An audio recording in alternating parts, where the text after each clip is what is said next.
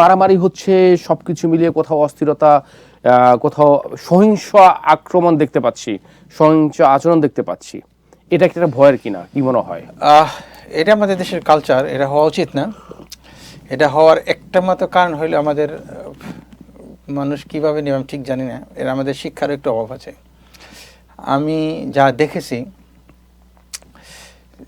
আমি যদি আপনাকে অপছন্দ করি, আপনি যদি আমার অপিনিয়ন হন, আমি চেষ্টা করব আমাকে যত অন্যায়ভাবে হোক, ন্যায়ভাবে হোক, খারাপভাবে উপস্থাপনা করা। সেটা অনেক সময় দেখা গেছে তারা ব্যক্তিগত চরিত্রহীনতার পিছপা হন না।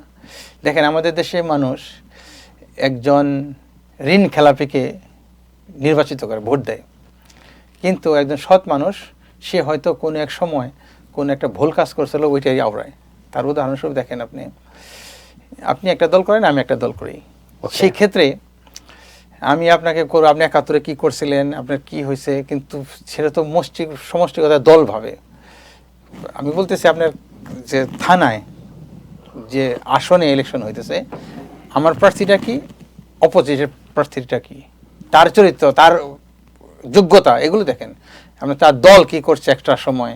এটা স্পেশালি আমি মেন করি যে জামায়াত ইসলামের জন্য, যে ৭১-এ তারা কি করছে না করছে, আচ্ছা ফরগেট ইট।